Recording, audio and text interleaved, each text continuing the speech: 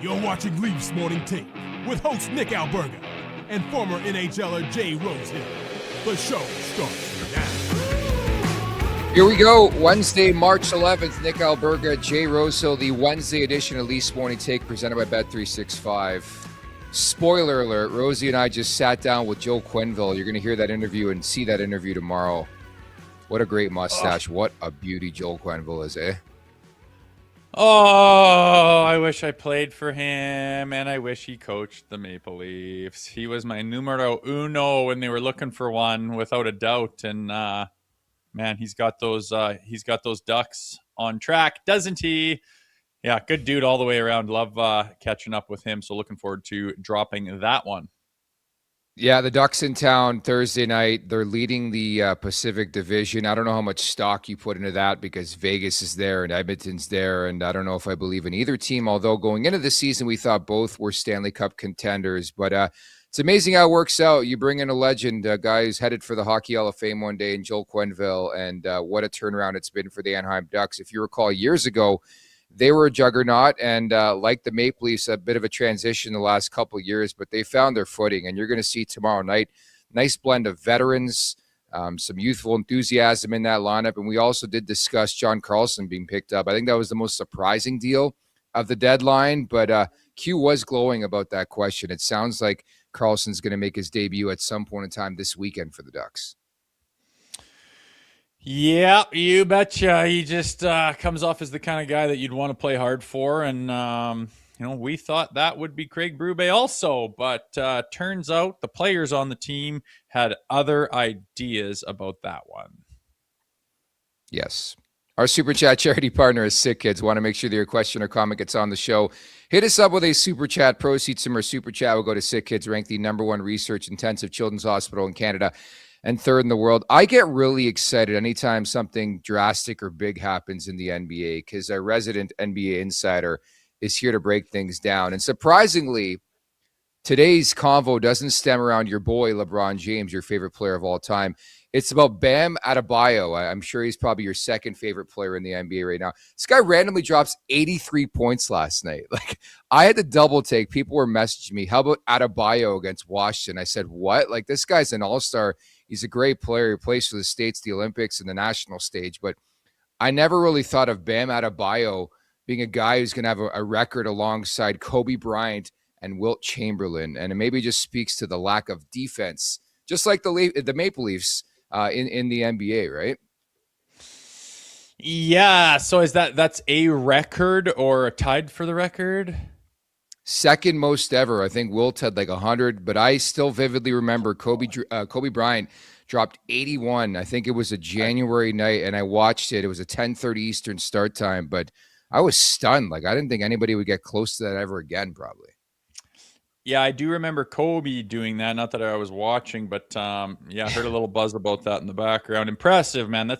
My kid played basketball this year for the first time, and I'm not real familiar with it, but I was watching, and it's, they score whatever, he scores 10 or 12 points or something. That's pretty damn good. And then you think about what you have to do.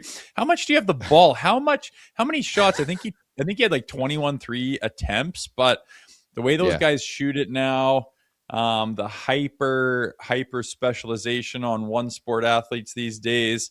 You look at Curry, the way he shoots the ball from like half court, like insane, but a huge feat nonetheless. And we're not a basketball show, and I'm not a basketball guy, but we're not. Tip of the cap to you, sir. What a hell of a game. My goodness. Came out of nowhere too. I watched 0 seconds of that game, but I did see, I think he had 43 or 44 free throws. And I'll just say the commitment to defense was not there for Washington. Okay. You surrender 150 points in a basketball game. You should probably work on defense for the next 3 weeks straight, because it's an abomination. I'm taking nothing away from Bam Adebayo, but like 83 points in one single game. Like, what's next? What is next, man? That's against the Wizards. They're dog shit, I'm guessing, or what? Yeah, they're not very good. Yeah. Okay. Well, they got shelled thanks to that guy. No parallels to the Leafs, though, Nicky. Let's keep it clean. Yes, you're right. I was going to ask you, stemming off that, what was the most points you ever got in a game of hockey? Oh, two. I don't know. I had a couple Gordie Howe hat tricks in the American Stunner. League. I can't remember what came first. I think one of them, the fight was the only thing remaining, and I'm like, I gotta find one here. So I went and ran around a little bit until I found one just to get the Gordie going. But did you know that I think Gordie Howe only had about 2 in his whole career, which is absolutely shocking that everyone knows what a Gordie Howe hat trick is, and he only had 2 of them himself. The way he played is kind of shocking. But no, not a big point production guy. Ever since we started playing hit hockey, I only cared more about getting the biggest hit than I did scoring the goal. Like from the time I was 12 to the rest of my career, having a hugest hit in the game was always more important to me than scoring the goal. And maybe that was for good reason, because I was a little bit better at it than tickling the twine. You're telling me you were never 13 or 14 and had a game where you popped off with like 2 goals and 2 assists, because you still made the NHL. Yeah. I thought you meant like pro or something like that. Oh, okay. No, there was years where I was like the second year and kind of was the one of the go-to guys. And I didn't keep track of my stats back then. I didn't know where we sat in the standings. I didn't know if our team was good or bad. I didn't even know what league we played in half the time. I was so oblivious. I just showed up to the rink and played hard, and I did literally worried about nothing else. I think that helped me along the way. But yeah, I never had a book where I wrote down how many stats I had. The internet wasn't huge back then. I just didn't give a shit, man. I was pretty like whatever, show up and just play the game, and all the details were just not my concern. I remember other people looking at stats and score sheets and knowing what standings we were in such division and league, and I was just like, I couldn't be bothered by it for some reason. It's just the way I was back then. Speaking of not giving a shit, the reason why I started with the NBA today, I wanted to prolong this conversation. 8 straight losses, the tank fully on the Maple Leafs, because Nashville beat Seattle yesterday, now 26-32, and they're 5 points back of St. Louis and the New York Rangers in the standings. Here we go, my friend. Here we go. I guess here we go is the name of the game. I guess they could do it. I mean, obviously they could do it. I mean, just keep doing what you're doing. It looks like they're never going to win another game ever again. The way they're playing, like that first period without Joseph Woll, it's 4-0 all day. They were just gobbling up loose pucks down below the hash marks, had bodies, had puck possession. We're just peppering him, man. And a hungry team over there in Montreal, and they deserve to win. The Leafs, tip of the cap to the Leafs for keeping it close, making it close there. Nice play by Cowboy and Willie to get in the game. But that's as close as it's looked for a long time, and it really wasn't all that close, to be honest. So I guess they could do it. I just wonder, like last year at the 11th hour, the Carlo trade, it's like, okay, yes, we'll give you a first rounder and one of our top prospects with tons of upside here. Yeah, that too. Now, this first rounder, can we top 10 protect it? And Boston goes, nope, not doing it. Won't do it. No, sorry. Deals off. You have to make it like, seriously, with all of that for Carlo, you couldn't get it top 10 protected. It's shocking. And Tree Living has said, nope, couldn't do it. They wouldn't do it. And you got to go down top 5, which, considering the team just won the Atlantic or was in first in the Atlantic, like, good Lord, I can't believe they're in that spot. And even further down the road, I can't believe that the Leafs might actually get the protection of it if finishing bottom 5. Wild stuff going on in Leafland, man. Dude, this lottery pick gives me anxiety, because I'm trying to think of the most Leafiest scenarios ever. So say the Maple Leafs finish bottom 5. They're not assured a top 5 pick. We still have multiple draft lotteries to happen. Wouldn't it be the Leafiest thing ever to finish with like the 4th worst record in the NHL, and then somehow somebody jumps ahead of them because of the draft lottery or multiple draft lotteries, and the Maple Leafs finish like 6th or get the 6th overall? And it's like, here you go, Boston. What I'm getting at, you got to be all in on this decision. They got to finish like 2nd or 3rd. I don't even know if it's possible. We obviously know Vancouver is going to have the worst record in this league, but man, that gives me some serious anxiety. Wouldn't that be the cherry on top to this season if they finish dog shit, they're awful, they're terrible, but somehow find their way to a 6th overall pick and hand that baby off to Boston? Oh, that would really be the cherry on top. That would be the most Leaf. That'd be beyond Leafy. That'd be like, let's seriously start talking about actual curses and a lot of that Yeah. a lot of that heebie-jeebie type stuff, man. That's I don't know, man. I don't love this tanking thing. I'm not comfortable with it. I think it's gross. I hate the way they look the same tanking as they did coming out of the Olympic break, where their season was salvageable. I hate everything about this. Talking about the draft, though, like, imagine they get the first pick, and I'll just say right now on record that I'm worried I'm kind of worried about McKenna. I just have a weird feeling about him. You know how we drafted Mitch and there was some question. Hey, what he does at bars is his own prerogative, eh? Pardon me? What he does at the bar with his mother and his family, it's his own prerogative, okay? Oh, I have zero issue with that. I have zero issue with that. I think that's fine with me. It's almost a notch higher in the books that by the sounds of it when the actual details of the story come out. But I'm a little concerned that the guy's a little bit soft, and that when I watch him when he does go through adversity, I don't like what I see. And what has been the problem in Leafs land since that Hockey News article came out where it's got those 3 guys? I think this era will go down as you look back and you said they drafted a bunch of talented guys without a lot of jam, without a lot of heart, and I'm worried McKenna could be the exact same guy. And for that, I'm on the Ehrhoff train with the first pick, to be honest with you. And you know that this market has been without a stud D-man for so long, and almost nobody wins without one. So it's going to be interesting, man, if they can do it or not. But if they don't and they win a couple games and something else happens and it starts to look like that's not on the table anymore, ooh, is this going to be ugly for the last, I don't know when that will be, maybe 6-7 of the final games of the year. And they've been doing what they've been doing for 13 straight games, a dozen games. Man, it's I think there's more ugly to come here potentially. I know people jump the gun on what we say on this show or sayings and all that, so we're going to be the first to proclaim if the Leafs get the first overall pick, we don't want McKenna, we want Veroff. They should go after you a agree, defenseman. Eh? Mark the day, baby. It's March 11th. Yes. Wow. Yeah, I mean, we interviewed him too. Same with Matthew Nyes. You get a sense of a kid. He seems strong, studly, cut from the right cloth, head on his shoulder, leadership. I like the juju that comes off of the kid. And stud D-man at North Dakota right now.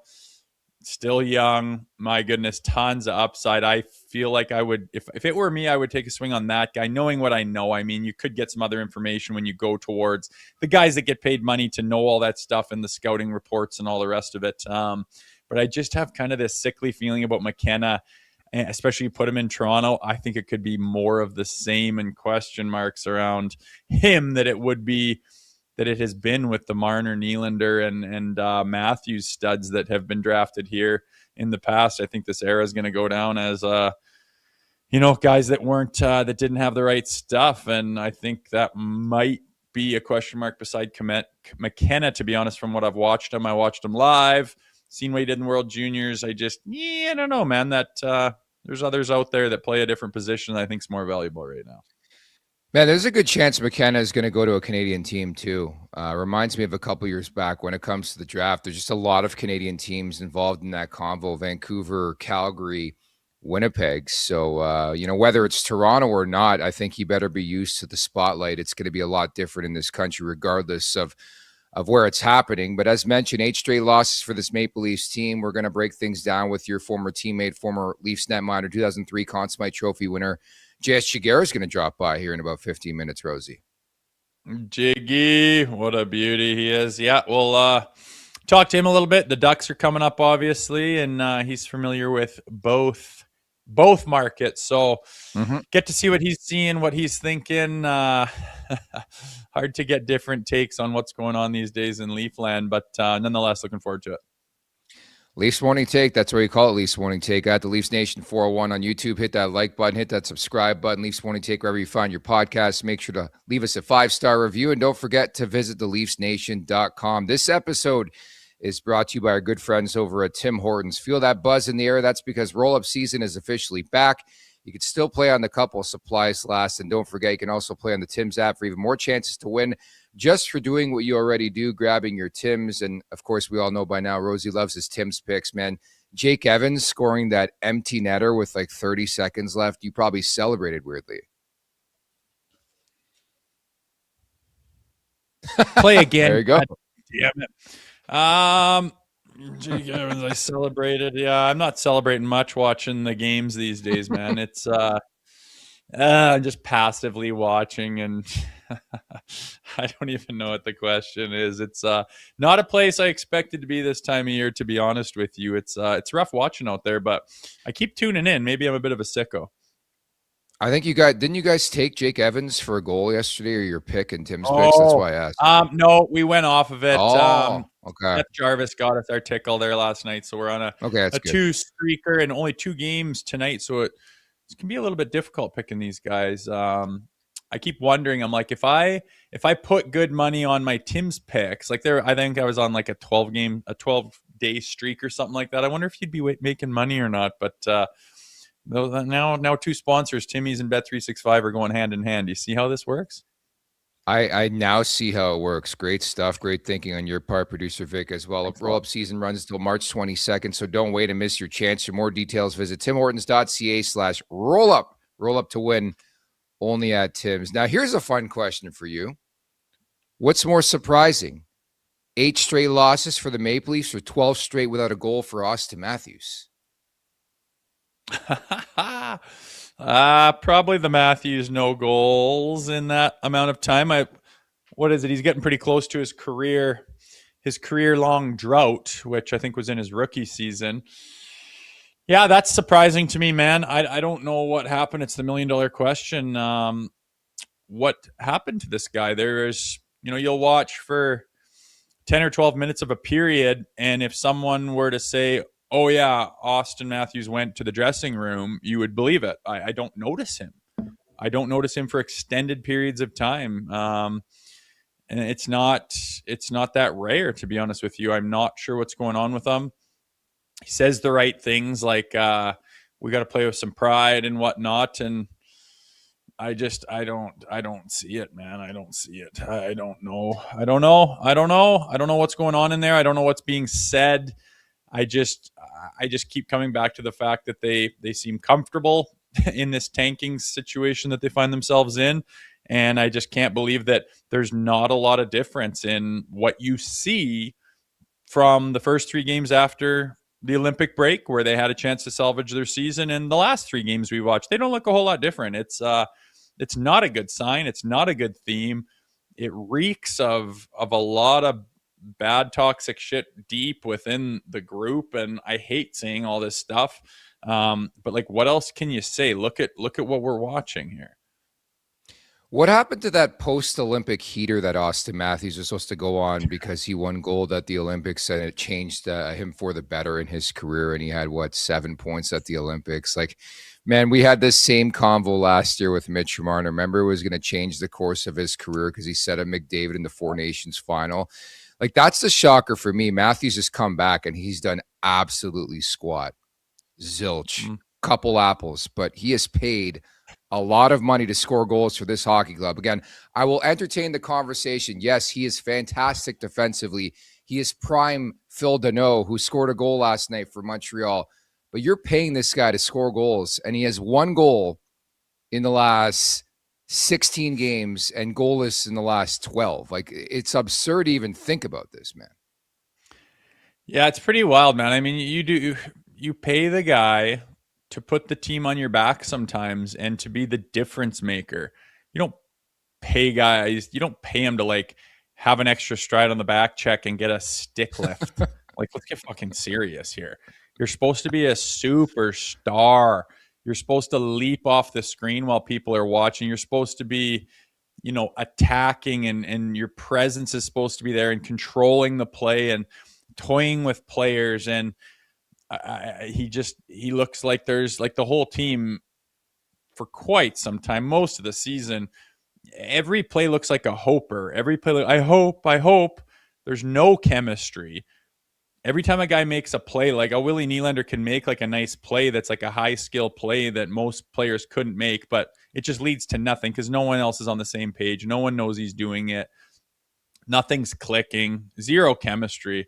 And now you lose those three guys. I mean, there's slim pickings as far as guys to play with, but that's mostly in the bottom six. I mean, those top six guys should be able to click at some rate and get something done, but it's just crickets, for the most part. You saw Cowan and Nylander hook up last night on a pretty sweet give and go, and I haven't seen one of those in like forever, man. It's just to see two guys hook up and make a nice play where there was some chemistry and some connection. My goodness, is that ever few and far between with this group? Yeah, I mean, the first period was a joke. I thought they actually played pretty well, their best two periods since coming back, at least from the Olympic break, and it was a positive. Yeah. You talked about the Cowan apple, 18-21 of ice. Love to see that, but I don't want to bury the lead today.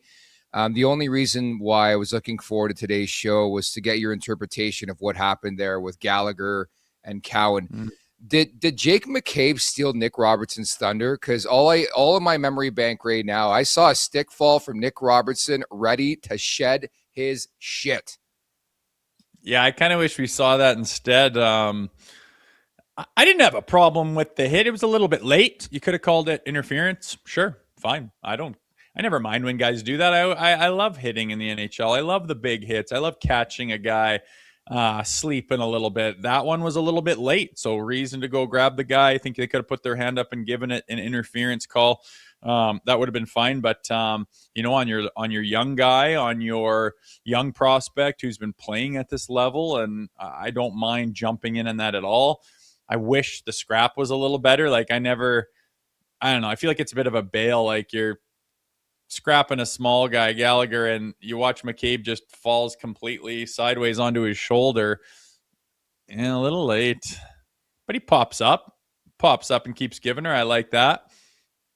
Doink, not in the head, nothing, a little bit late. That's about it. No problems with this. Habs, Leafs, if you're up in arms about that, I mean, settle down. Here comes Bobby. Look at that stick. You see that stick go flying? Oh yeah, but watch, and then he just goes, and I'm on my side. Like there's no reason to fall down there. And I'm on my side. Could have been more. You see, it goes back to that Buffalo game where was that Tuck where McCabe threw those uppercuts. It was like, oh my god. But no, I think it would have been a little bit more spirited if that was Nicky Bobby getting in there. As you see, he chucks his stick. I think he was certainly willing. That could have been fun too. But, I wasn't up in arms about the hit at all. I love it when guys are throwing the body around. Yeah, I thought there was a level of commitment there by Nick Robertson. Like the stick went flying. He was ready to dance Brendan Gallagher. That would have been a pretty fascinating fight. But I wanted to ask you too, before we get the Jiggy here, like, my biggest pet peeve, and you're the best to speak to this, is when guys throw punches with the ref in the way after the matter. And it felt like Brendan Gallagher was trying to flex on Jake McCabe by punching him with the ref in the way. And I can't stand when guys do that. Yeah, it's annoying when guys didn't feel like they got their pound of flesh, or the guy fell down, or something happened where you don't feel like you got what you wanted out of it, or you want to rectify something. It's not allowed. It's tough for a liney. The good linies get in there and tie up all four arms right away, and there's not much of that going on. But whatever. He probably thought he got jumped. He probably thought he didn't need to fight there. He probably thought the hit was clean, so a little bit pissed off at the end. It's part of it. It happens, man. Honestly, the more emotion and intensity that I can watch in a hockey game, the better for me. So I don't have a problem with it, regardless whether it's Toronto doing it or Montreal doing it. I don't have a lot of problem with the grit and tenacity that anyone wants to bring to the table. That's just what I like to watch. I had a buddy text me and suggest that maybe Easton Cowan should have stood up for himself and scrapped Brendan Gallagher. What's your take on that? Yeah, he could have. Maybe he didn't. Maybe, it takes a second to realize, like, what happened there. How long ago did I dish that puck? Was that a clean hit? Maybe I got to keep my head up. God damn it. Maybe you're a little bit embarrassed. And I don't think Easton Cowan's a guy that would shy away from that. I think he's shown that he's got a bit of snarl and some grit in him throughout his years that we've watched. So maybe he would have. But honestly, people dissecting the hell out of a fairly innocent hit, maybe a little bit late, and some guys in a situation in their season where they got nothing to lose and they go after it. I love the fact that two guys came to his aid. Something we've not seen a lot of the Leafs do is stand up for each other. And I don't know, Cowboy, I think, keep watching. I think Cowboy's got some of that in him. I'm sure we'll see it at some point in time. I would have to commend the Bell Center, and if you haven't already, folks, and I hate to admit this, but it's such an amazing place to watch a game. You've played in an NHL game there. I was fired up to watch this Leafs game because of that crowd. Like, it's a rivalry. It's an original six rivalry. You're playing Leafs Habs, and any other destination, I'm probably like not caring as much and enjoying that game, but I thought I brought a different value to the game. Would you agree with that? Oh, I have tons of respect for the Bell Center. I love to hate on the Montreal fans, but I respect what they have going on there, right? That building is pure hockey built. You see that first level, or whatever the hell you call it, goes all the way to the top, and they got all their little It's so built for hockey. It's just perfect. They're loud. They're proud. That goddamn horn that I hate to hear. It is a hockey city, and as much as I dislike them and don't want to lose to them, I respect the hell out of what they got going on there, and awesome environment for hockey game, no question. Man, I still got PTSD. As you recall, I went down to that game in November, Leafs Habs, and just Montreal stomped the shit out of the Maple Leafs, and it was just a really, really difficult night. Last night was a lot of the same, but the goaltending, which we'll get to, was tremendous. Speaking of which, the Nation Network has a brand new show, Hockey with an Accent, featuring Max Lapierre, former Montreal Canadian, and somebody who guested on the first inaugural show yesterday, joins us now. It is Jean-Sébastien Giguère. Jiggy, thank you so much for doing this. How are you? Thank you. Pretty good. You? We're well. Jiggy, I mean, as good as we can be. We're as good as we can be in this market, Jiggy. It's been a difficult stretch of games for this Maple Leafs team. But what was your takeaway from the game last night against the Habs? Well, it's kind of a deja vu for me because it reminds me of my years with the Leafs.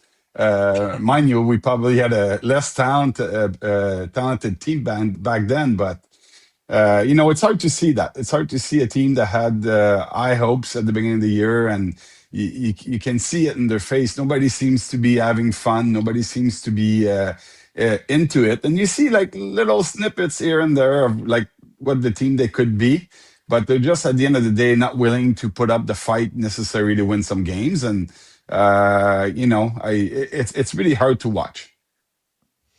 Yeah, I'd agree, Jiggy. And everyone's pointing fingers at this, that, and the other thing, the GM, the coach. And I think the blame goes around a little bit of everything. But as far as from your perspective, what do you think went wrong? You kind of mentioned their unwillingness to play a certain way. What are you seeing out of the Leafs' fall from grace here this season? It starts with your leaders, and it starts in the dressing room, and you could put the best coach behind the bench and the best GM, but at the end of the day, I think the players have to play, and they have to go out there and compete and be willing to do the things needed to win some games. And I haven't followed the Leafs all that much this year. Like I see the news and I see the highlights and stuff like that, but they just doesn't seem to me like the chemistry is good. That the guys are willing to do what it takes to get to that next level. And and you could blame, you could go as far as that trade, Marner's trade, and that really hurts their lineup as well. You lose a guy that scores 100 points. So there's all kinds of things you could look at. I think nobody has the definitive answer, but it's just hard to see. You want guys to have fun, to play hard for one another, and I don't think you see that this year out of the Leafs. All I could think about, Jiggy, watching the game against the Habs is how poor and how bad the Leafs have been throughout this season defensively. I felt for Joseph Woll, man. He was so damn good in that game, and I'm sure you can speak to this. If it weren't for Joseph Woll, it's probably, a 6-1, 7-1 game. Yeah, no, I thought so. I thought the Canadiens had a solid game. They were back from a road trip where nobody was really happy with the way they played. Even though they had 3 out of 6 points, they came back not being happy with their defensive plays and the competitive level that they needed. And I thought they did that from the get-go yesterday. And when the Canadiens play hard at home, it's a tough building to be in. And I thought the Leafs just didn't match that intensity, and Woll was big. He gave them a chance, and that's all you can do at that point. For a goalie, or when you play with a team that's lacking this intensity, you're trying to give them energy from the back end, but it doesn't always translate. Yeah, and Jiggy, with the the one positive thing that might have come out of this season is the emergence of Dennis Hildeby. He looks really strong. He's a big goalie and seemed to handle the situations he got put in this year quite well. If the Leafs need to move on from one of those 3 goalies here this season, who do you like to keep, and who do you think they have the best options to move on from? Well, it's a tough question. I think at the end of the day, everything is on the table. By the end of the season, everybody's going to be available, or they're gonna want either to improve that team, that core group, or they're gonna want to start new. And you just want to try to stay with your young players. Try to keep those young guys as long as possible. Try to build around youth and talent, and that's what you have in net there in Toronto. But I don't think there's a really wrong answer. But whatever will fetch you. Like some teams are looking for some good veterans, some guys that have seen some games, and those are the ones that will give you maybe the best trade chip. And this is where I would go if I was the Leafs, and knowing that you have a young, talented player, that goalie that can give you some good games coming up in the future. Yeah, and that's the key, I think you have to dangle the guy with the biggest return value. And for me, that is Joseph Woll. But certainly, I think a fascinating conversation as we move forward to the summer. And I think it's a tough trade to make because, again, you want to get younger. And Dennis Hildeby is just, entering the NHL scene, whereas Joseph Woll has sort of established himself. Stolarz' new contract extension hasn't even kicked in. So, that's definitely something I want to monitor in the summer. Jiggy, I wanted to ask you about the polarizing debate around Anthony Stolarz. I know it's months removed, but as a former goalie and a Conn Smythe Trophy winner, accountability has to be massive. And for some reason, we're going to look back at that infamous moment in the first month of the season and look back at Stolarz, and he called out the team. How did you handle issues, we'll say, that you had inside the locker room? Not always well, guys. There's no playbook. Sometimes there's things I said, or there's things I've done that I wish I could take back. There's things I didn't say that I wish I would have said. I remember my last year, playing for Colorado. I probably one of the worst game in my career in St. Louis. And I didn't take the blame for the loss, and probably would have been a good time to do that. It would have been. And I remember Patrick Roy just being so mad at me, like, why didn't you take the blame? And I was like, I don't know. You kind of panic sometimes in front of the media and stuff like that. So, it's a tough situation. You learn from these things. Sometimes you just wish you could go back and say it differently, or voice it differently. And but the reality is, a lot of it, that frustration stems, it's been discussed in the dressing room beforehand. There's been meeting, there's been discussion about all the team has been playing and stuff like that. So sometimes you see something, you go out and talk about it in the media. Not always the right thing to do, but it doesn't come out just like that. It's been talked about before within the dressing room for sure. Mm-hmm. And Jiggy, obviously, like a historic collapse here with the Maple Leafs. Lots of decisions to be made. Everyone's waiting to find out what the direction of the organization is. What do you think is one thing that must be changed, must be addressed before next season? Wow. If we, hard hitters, the right answer, we could make a lot of money. It's so difficult. Like what?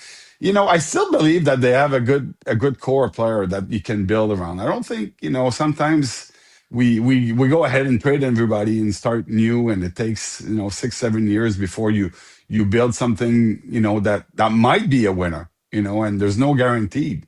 So I like when rebuild on the fly. Try to go get some pieces here and there that will improve your team.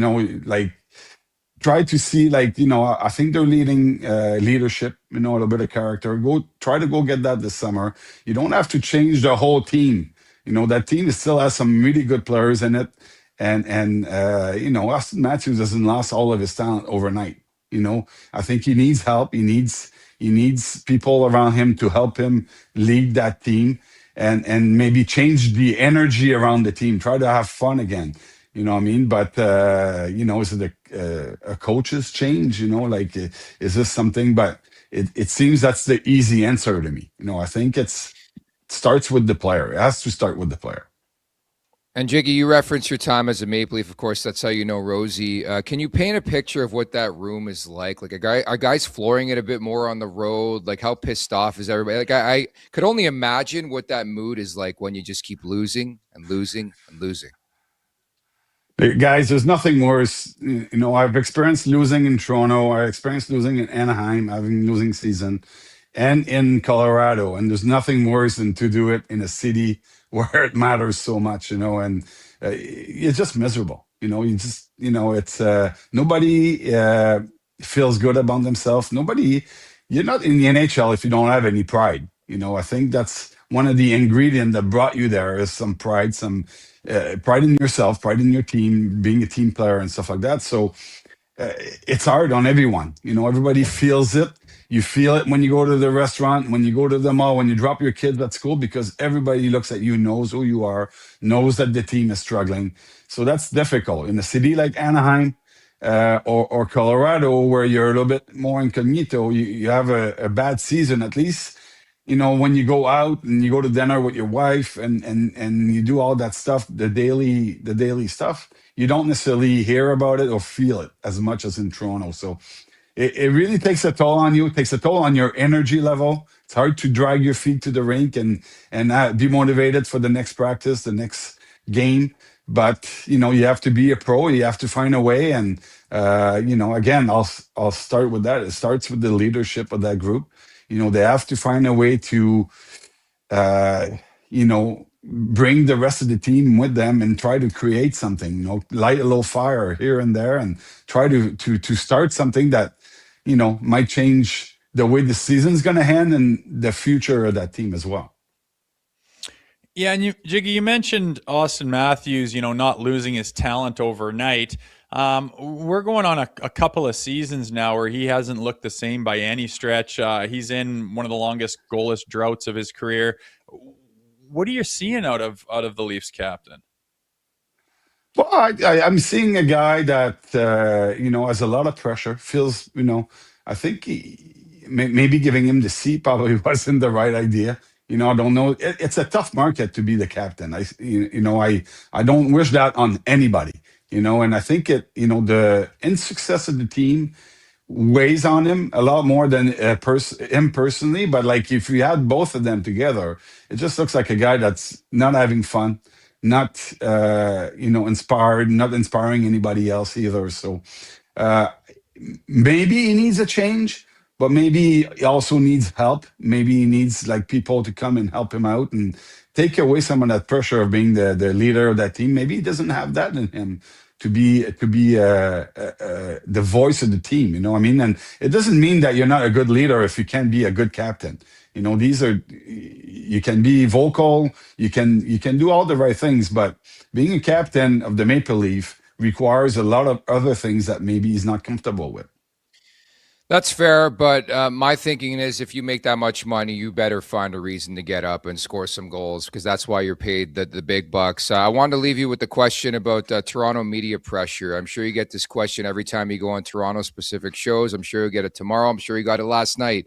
Where do you stand in this conversation? It's so polarizing. It just seems like 6 times a year we talk about it. There's no doubt that there's a lot of pressure.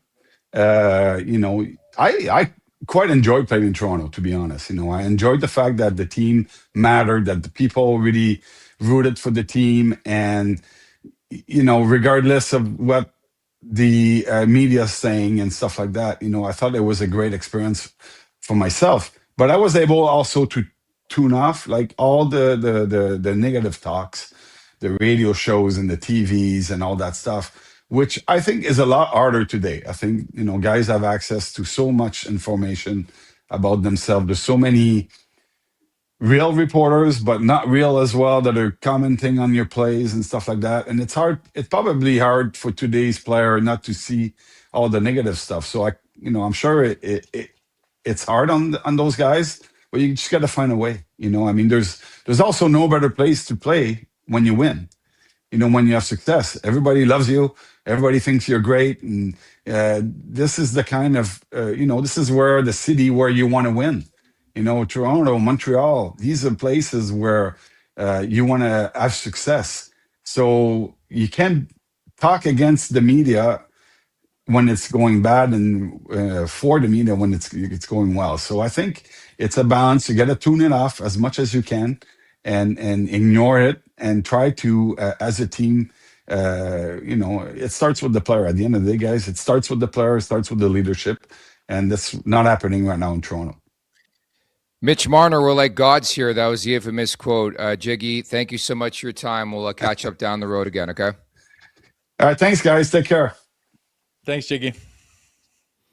Jean-Sébastien Giguère, 2003 Conn Smythe Trophy winner and former Toronto Maple Leaf. That's a good perspective. Again, that's the right person to ask. I mean, my issue with, and we ask it, I mean, mind you, it's asking somebody who hasn't lived the hype and played and gone through the smoke of being a Maple Leaf in Toronto that are answering these questions about what it's like to play in Toronto. You ever notice that?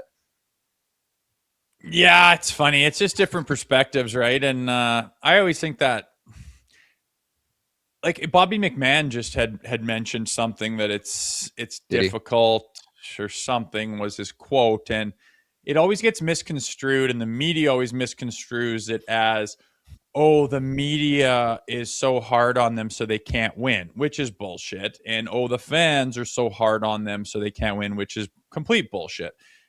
It's just harder to play there because of the spotlight and the pressure and the amount of people, like Jiggy says.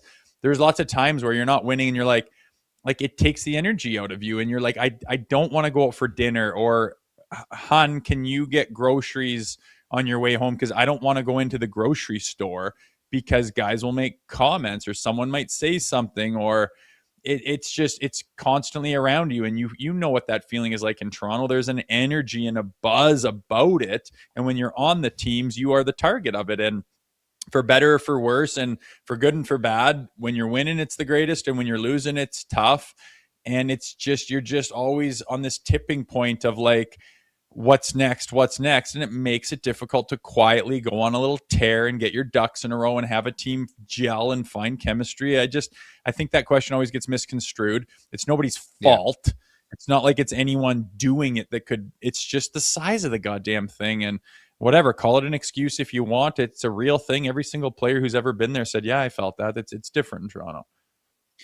I think it's more inconvenience than anything. Guys just don't want to talk to the media. They just want to go to the pool, and that's why they love Florida, right? Like I don't know what I'm going to ask in a scrum that's going to change the focus of somebody on a daily basis. Okay, and I've said this time and time again. I said. It's not you. It's not answering the fucking question. It's a 5 minutes after practice. It's not that. It's not the question specifically the media are asking. I don't agree with that at all. I think that's false. I think that's what that narrative gets twisted into, and it's wrong. It's not that the guys are, oh my, that was so hard to answer that question. Now my day's ruined. It's not fucking that. It is the massiveness of that market that is constantly over your head and on your shoulders that makes it difficult to perform. That's it. It's not just a little scrum and there's, instead of 2 guys, there's 15. That's not what people are saying.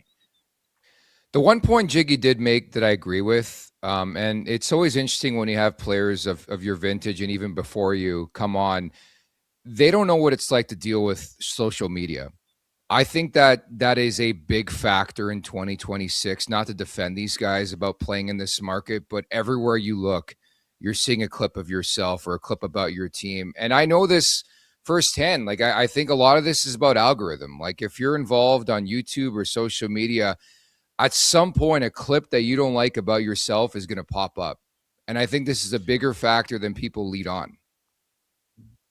Well, stay off of it then. Like, fuck, if you're Completely? sorry, like when I was there, I could have had Twitter. Bizanet was popping off on Twitter. And I'm like, no, I don't want to get into those weeds. I don't want to have that kind of attention on myself in the sense that I'm playing in Toronto, and that would just be a distraction for me and for who knows what kind of stuff that would lead. People thought that Biz was tweeting himself right out of the league. It was not favored upon to be that guy. So I never even had Instagram until after I was out of the NHL. I didn't even have an account. Stay off of it. If that's going to hurt your feelings, like anyone, like any celebrity or someone in the public spotlight, there is a unanimous consent that says it's not healthy to go look at comments about yourself. It's not healthy to pay attention to what people are saying. Just on the sheer volume of people, there's going to be negative ones. And you can hear 10 things good about yourself. You're only going to fixate on the one negative one. So if you play in Toronto and you play in the NHL in general, stay off of fucking Twitter and stay off of Instagram and whatever else the kids use. Just stay off of it. Especially if you're a person who might be affected negatively by it. And it's just bullshit. Oh, that's easier said than done, Rosie. No, it's not. Don't have the fucking app on your phone and don't have the account. End of story. How could anyone ever live without them? Holy fuck. It is not hard to not have that goddamn thing on your phone, especially when you do a job like be a member of the Toronto Maple Leafs. Don't have it on your phone. Simple as that. Stay away from it. It's only going to hurt you. It's a net negative. Stay off of it. If I was a kid's agent, I would tell him that and say, I don't give a shit what's normal and what you like to do. Don't go on it because of the reasons you just said. You are inevitably going to come across stuff and you're going to be tempted to search yourself up or look at comments or whatever, and it's only going to hurt you in that market.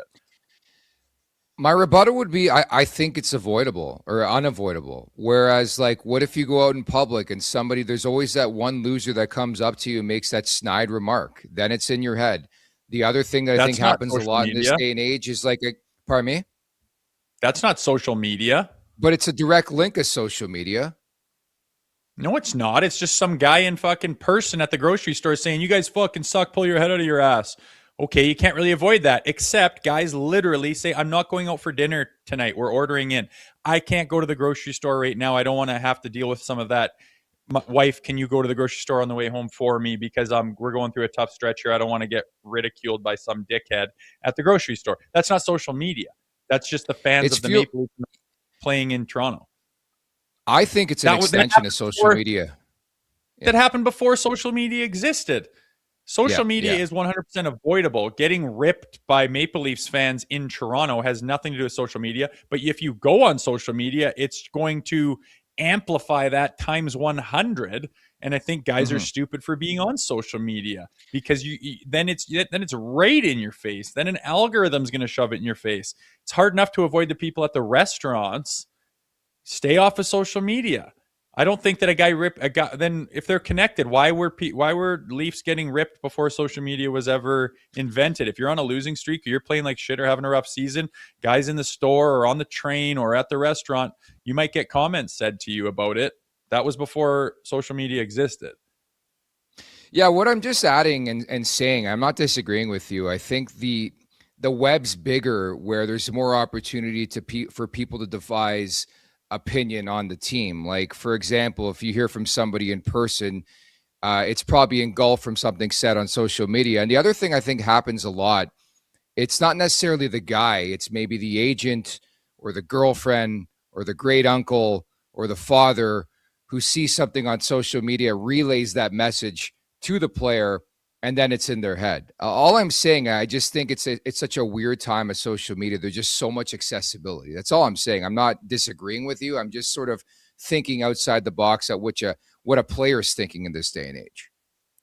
Yeah, I mean, nowadays it's harder to avoid it than it ever has been. I mean, there's guys that say don't read the papers back in the day when the newspaper was where you got your info. They wouldn't watch the Sports Center highlights. If the Leafs were going through, if your team was going through a rough stretch, that's how you avoided that. Nowadays, yes, much harder to avoid it. That's my point. It's harder to avoid it. Some uncle of yours is going to send you something on a text message. You can't really avoid it. Yeah. But that's life in this day and age. Why, if that's hard for you to see and makes it difficult to perform, then why would you start a fucking Instagram account, open it up and look at it and search things and inundate yourself with that even more than you already do? I think that's ridiculous. That's to my point. Don't have the goddamn account and avoid that as much as you possibly can. It's only going to be a net negative for you as a person.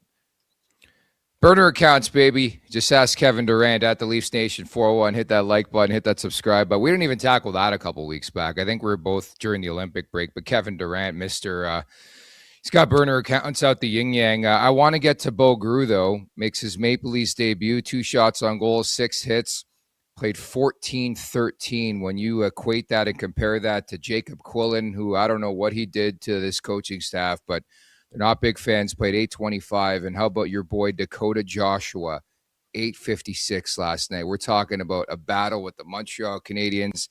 Physicality is going to be at the forefront, and Dakota Joshua, 856. But Bo Grew, I liked his pizzazz, liked his buzz, liked his energy. Got a couple opportunities there in the third period, too. Yeah, I mean, there's some French connection there. He hadn't played in the NHL in a long time, but he is a veteran guy. I would expect him to be buzzing a little bit for sure. He got rewarded with a bit of opportunity. He looked just fine. Do I expect him to be on the roster next year? No, sorry, I don't. But I always love when guys get shots and guys get opportunities in the league who haven't been there ever before or haven't been there in a while. I thought he looked solid for sure. As far as Quillen, I have no idea why he can't play. I mean, like Grew, I don't know. Has Scott Laughton ever played the amount of minutes that Grew played here last night?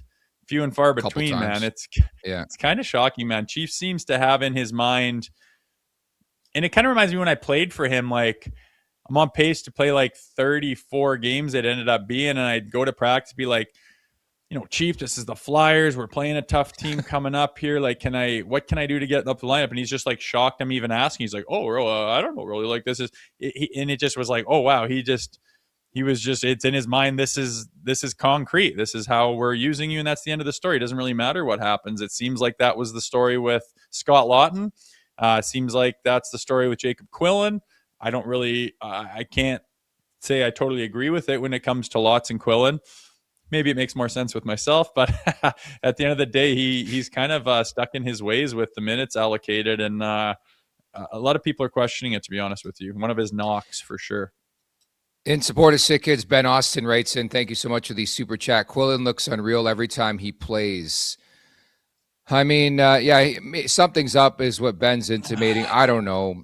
Guys are going to have their faves. They're going to have guys they don't like as much. And I think maybe that's what this is a byproduct of. Honestly, watching the game last night, all I could think about was Calle Yarncroke. Man, this guy's got we talked about social media. Stay off it if you're Calle Yarncroke. Like, imagine how shit of a feeling that is. You're a veteran in the NHL wrapping up a 4-year contract.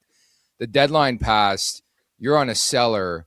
You went nowhere, and now you're being health bombed in favor of a guy who's got 66 career NHL games, who's 26 years old, who played on the Marlies this season. Well, I don't know. Is he not signed up to go back home next year anyways? Like, I think he sees the writing on the wall in this league and what he's able to give and contribute to a team in this day and age. I mean, you had lots of opportunity this year, and I think, he's not an idiot. I'm sure he knows that he is not producing and contributing to a team the way it would need to be a regular and to justify still being on contract and renewing and being in the league. I don't know. I think that just happens at that age, man. You got to read the tea leaves, and I think if he's smart, he would know that his days in this league are probably numbered. Hell of a career, better than most. I mean, there's no reason for the guy to be hanging his head, but guys are certainly poking at that online and on Twitter. No question. I've seen it myself. Must be a shit feeling. It really must. Again, especially at the latter end of your career, and you know that your team couldn't trade you, and they've tried for a year to trade you, and now you're probably going to eat a lot of popcorn down the stretch here and head back home. to Europe and Scandinavia. But, I want to echo the sentiments of what Zach Phillips had to say last night and the last couple days. If they're serious about this whole tank job, and we're never going to hear it publicly, you got to start shutting guys down. At some point, like, these guys are pros. I mean, Matthews has scored 69 goals in this league. Willie's been on fire lately, getting points at least. I don't like the way he's playing the game, but that's been a story throughout the season. You've got to find a way to load manage guys down the stretch. Like the wording out of Florida, it's already begun, even though Sasha Barkov's been skating and practiced for the first time the last couple of days. But, like, I wouldn't be shocked if it happens with Marchand and Ekblad and all those guys to get a better pick. I believe they have a top 10 protected pick with the Seth Jones deal with Chicago. But where do you stand in that conversation? Because at some point in time, these guys got to wake up, right? Like, there's a lot of gamers on this roster who have played a lot of meaningful hockey in their career and put up a lot of points.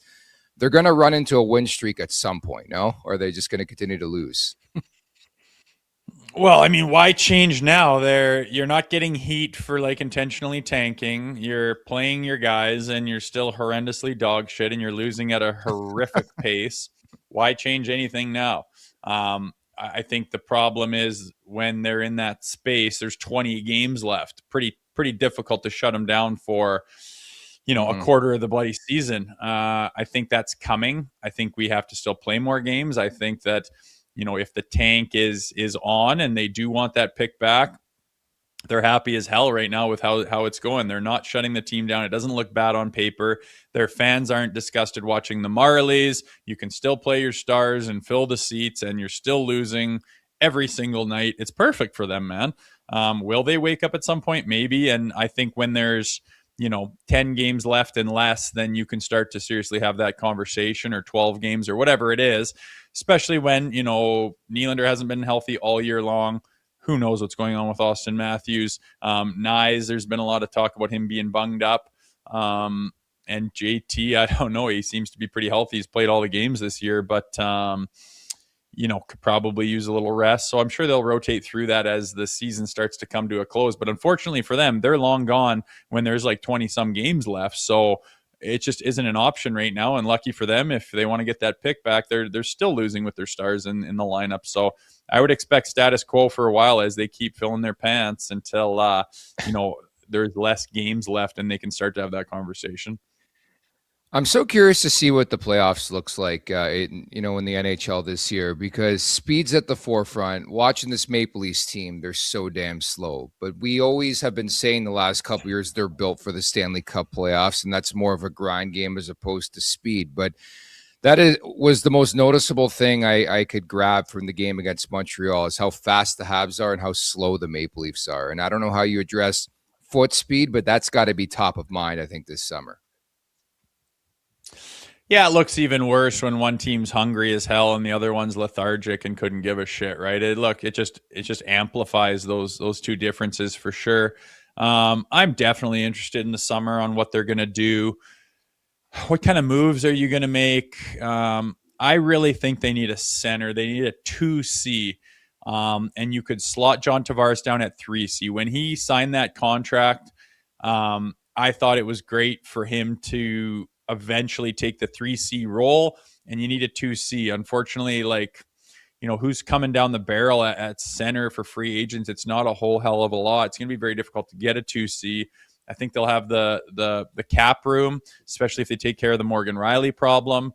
Where that comes from and how, I'm not sure, but a speedy second line center, I think, would be on the docket for sure. Certainly easier said than done as far as acquiring one, though. That's what I was going to say. That's my rebuttal. Good luck. Good luck trying to find one, even with some of these assets this team picked up. They're in a whole world of hurt. It's just, again, I'm still in shell shock. I know I've been saying this the last week, but still crazy to me that we're even in this conversation. They haven't won in 8 games. The last win back February 3rd. Just nobody looks like they want to be there. Matthews, again, I was told that he was really going to ride the heat and the momentum of winning Olympic gold. Blends in shift by shift. It's just been such a disappointing year where nobody has really gotten together outside of like that 10-game stretch where you really start to get that urge and that buzz and that feel like, shit, maybe this team is different. But we were duped yet again. Like, to hear Jiggy talk, man, starts with the players. Like, you got to be willing to compete, and they just weren't willing to do that. And everyone's pointing the finger at Berube and Tree Living and this and that. It's like you get lost trying to find reasons and stuff like that. At the end of the day, this team was capable of so much more. That's you can call them slow and you can pick guys apart, but that roster was capable of a lot more than they gave this year. That's the bottom line. You cannot convince me otherwise. You saw it in that 10-12 game stretch after Christmas. They looked completely different. Everything about them, their attitude was completely different about the game. They were rewarded for what they had and for what they did, and they were chomping at the bit on their toes, playing the way Berube's been asking them to, and they had a ton of success. That was what the team was supposed to look like. And for whatever reason, I'm not saying you can play full throttle, hair on fire, 82 games and every single guy on board. I mean, everyone wants to do that, but it's not really possible. But for what this team gave, they just came up so much shorter than they were capable of.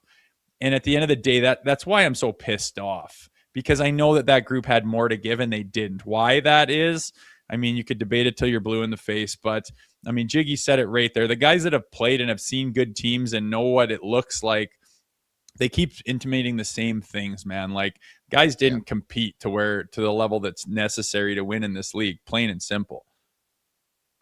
Yep, that's very well said by both of you. It's time now for the last call, brought to you by Bet365. Whatever your bet is, it's never ordinary at Bet365. Download the app and get in the game. Use code NATION. That's NATION, NATION. Must be 19 or older, Ontario only. Please play responsibly. If you or someone you know has a gambling problem, visit ConnexOntario.ca. As you talked about earlier on, just 2 games in the National League tonight. I'm going to pinpoint Montreal and Ottawa. I'm going to take the over in that game. When those two teams get together, Ottawa usually wins, at least in recent memory. We see a lot of offense, and the Senators coming back from a successful Western road trip. I think Montreal is going to be a bit more fired up than they were in the second half of that game. Big game in the standings, so I expect a lot of offense. Give me the over in that game. Yeah, and I've been saying for a while that Montreal is they're going to be a team that's talked about in this division for a while. Just plain and simple, what they've done, they've put in the time and done the right things, and they're looking pretty solid right now. I think they're hungry to finish this season the right way. I got them beating the Ottawa Senators. I got them minus 1.5. I think they win by 2. That's plus 320. So, $100 wins you 320 if they win by 2. So minus 1.5 Montreal at plus 320. I really like that plus money coming back my way. Sounds good, partner. You're off tomorrow, back in the mix on Friday, and we're going to tee up the back-to-back over the weekend, Buffalo and Minnesota. How about Luke Shen as a Buffalo Sabre? Whew. The human eraser. I've yet to see him in that jersey, but I'll be tuning in, seeing that. It's interesting stuff for old Lukey boy. Man, he's put on some miles. Everybody wants him. Everybody wants him on their team. So yeah, there's something to look forward to. I thought it was interesting too, watching that game on Sunday. Luke Shen, what 2 Stanley Cups with Tampa. Now he might have to go to war with that team in the Stanley Cup playoffs and be on the opposition, and he wants to set a tone. I think it's going to be so fascinating to watch Luke Shen against his like a lot of those guys are his former teammates, but he's going to pack the heat. And I love what we see from Tampa, where if they think you're legit, it's more of a compliment. But I think they think Buffalo's legit, so they brought the heat on Sunday. Man, they dragged them into the fight, and that game got a bit testy, but that was like playoff hockey there in Buffalo. Yeah, I like it. I think it's interesting looking at the potential matchups in the playoffs this season. Something a little different, especially in our division, as things have kind of flip-flopped a little bit. So, I mean, at the very least, when you get over the Leaf side of things, you can look forward to some different matchups and see how some teams looks. And, I imagine there's going to be some of that tenacious hockey and playoff hockey and some back and forth with it. So, yeah, playoff hockey. I'm wrapping my head around not having the Leafs to watch. It's going to be different for sure, but there'll be a lot of good hockey nonetheless. So no Rosie tomorrow. Dave Pagnotta will be alongside. We spoke about it off the top. We interviewed Joel Quenneville earlier today, so Rosie's face and voice will still be on tomorrow's podcast. We're going to play that interview for you, and we're going to tee up the game against Anaheim coming up tomorrow too, where again, the Ducks are leading the Pacific Division. The Leafs are not leading anything right now. They're leading a brigade to finish bottom 5 in the standings, I guess. Yeah, and that potentially might not even be the most exciting interview coming down the barrel here. We're busy behind the scenes, so stay tuned. Stay tuned. Lots to come. There's still a reason to tune into this, baby, as we got some exciting stuff coming down the barrel. Good tease. We're not going to say who it is to wrap up the week on Friday, but you're really, really going to enjoy it. We'll leave it at that. At the Leafs Nation 401, hit that like button, hit that subscribe button. Leafs Morning Take wherever you find your podcast. Make sure to leave us a 5-star review. And don't forget to visit theleafsnation.com. Thank you to J.S. Giguère for dropping by. Thank you to producer Vic. For Jay Rosehill, I'm Nick Alberga. We'll talk tomorrow. Take care, everybody.